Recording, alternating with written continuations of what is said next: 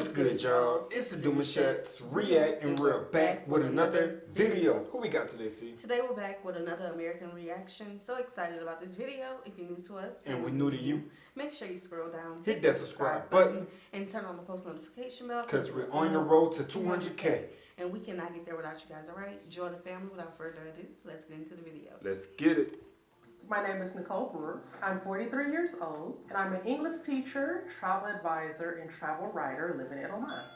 Amen. Double that.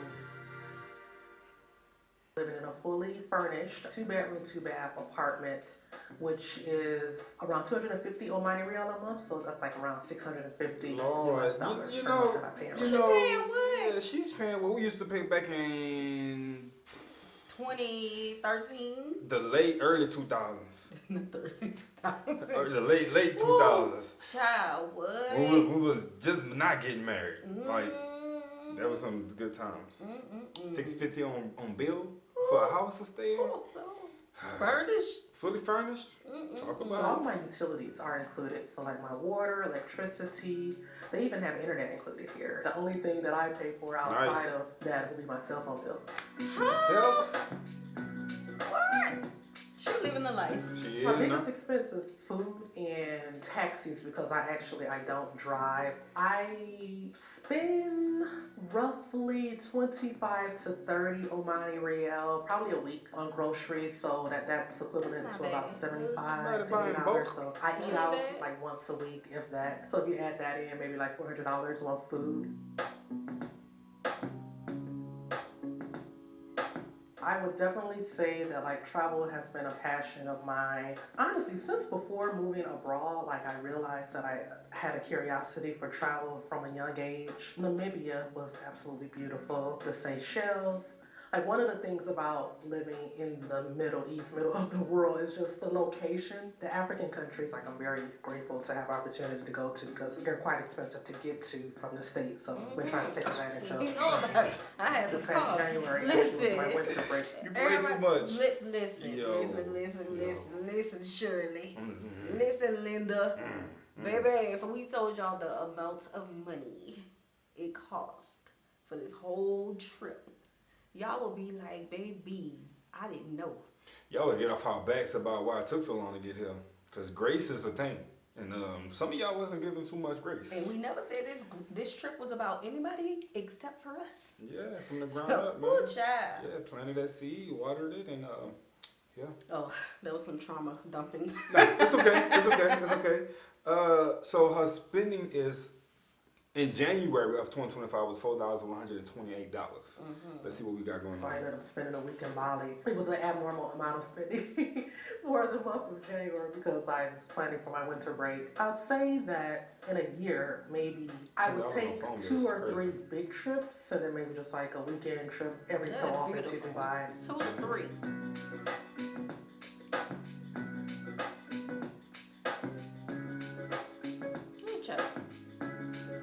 It's not bad. I paid my credit cards down to 0. Even traveling to like Bali last month, I did have some expenses, hotels, what have you. I paid on my credit card, but I paid it completely off. So I'm very happy to report that my credit card debt has actually gone down to 0. That's what's up.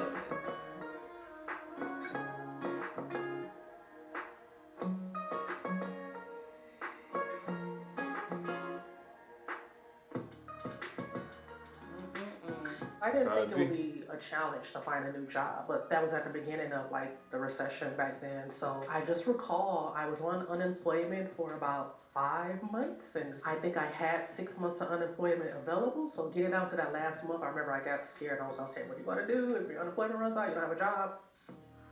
Gotta have a plan. It was really out of desperation, if I'm going to be honest with you. Like, when I was getting to that point of getting ready to run out of my financial assistance, initially, I told myself I would only leave for like a year or 2 once the economy got better. And 15 years later, I'm Whoa. still gone. So, like, Wow, honestly, baby. I am like a traveler at heart. Bros, that's why y'all gotta stop being so angry at life whenever your back is against the rope. Because that's sometimes your biggest blessing right there. Yeah. In disguise, no lie. True for the Child, talking. pushed her 15 years. Pushed it to 15 years And she of enjoying freedom. Yes, she sounds so happy, so Mhm. stress free. Mhm. $150 a month. $10 on bills, crazy. She must be using them SIM cards. Jeez. Cause the states is not playing that when it comes to them bills. The phone phone bills, bill. ooh, you got a whole car in your pocket. When I decided to go to Korea, I basically only had 2 suitcases packed. Fortunately, at that time, being recruited to work for the education department in Korea, they help set you up, like when you're first moving to a new country, they help you with relocation.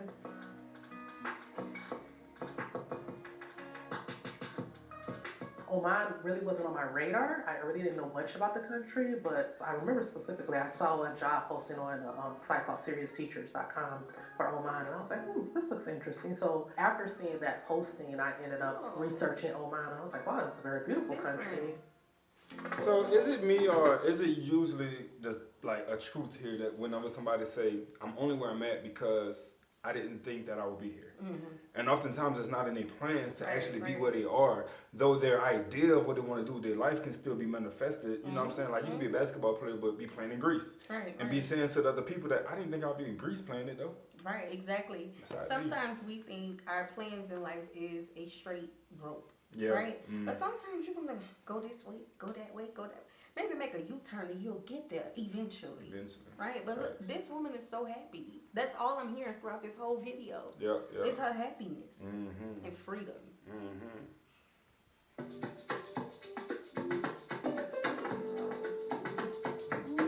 I have had an incredible experience living in Oman. You know, it's a very safe and peaceful country. You know, obviously there's a culture shock when you first land, but I feel like I'm pretty flexible and I was able to go with the flow. I definitely have taken on like the Omani culture of just like, inshallah. Like what will be will be is kind of like the phrase here in particular in Oman. Thinking back on my time in the States, I probably was way more uptight, way more just like angry, you know, what have you. Just like the energy of being back home, it was very toxic in certain ways.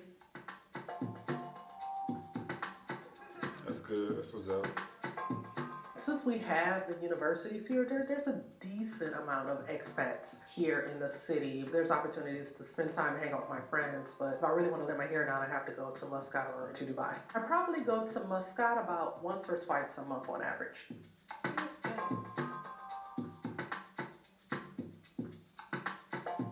I don't really fear living here as a black woman. When I'm back home in the States, obviously you look at the political climate and things that are happening back home. You know, it's a struggle. I honestly, I worry about like my friends and my family back home at times. So I am very grateful to live in a country that is so safe. You know, it's definitely not without its challenges. I will say it's not an easy life to be on the other side of the world from your family, especially when emergencies and family situations come up. It's for sure a culture shock for the average person to come to a place that is more conservative, you know, as far as conservative in dress and just like the atmosphere of certain things that you can't discuss. But for someone like me who is very flexible and a very just like laid back, go with the flow type of person, you know, as long as you respect the culture, it's a nice life. It's a good way to live.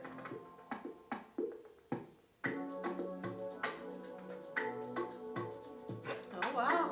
That's how it be.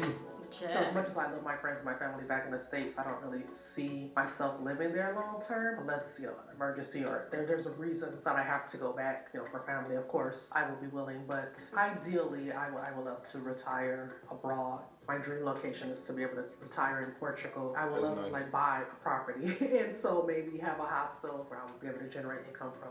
If someone wanted to live the expat life, I would definitely say to not let fear or like outside voices deter you from your dream. If I were to listen to people about moving to the Middle East, people were like, oh, it's so dangerous. And here I am living my best life, you know, here in Oman, one of the safest countries in the world. Reach out to people like me and other expats who are living in unique places. We are out here, we're on social media, we're on different forums online. I want to pay it forward. People did that for me, so I'm definitely willing to do it for other people. Yes, sir. Hey, make sure you guys go check the channel out. This is what's up, bro. So what I've learned from watching this video is that don't be afraid to adapt. Because sometimes as you're walking down your journey, like I mentioned earlier, life can put you against the ropes. And for some people, that's like falling through a hole. Right? But as you fall through that hole, you can land on a whole bunch of treasure.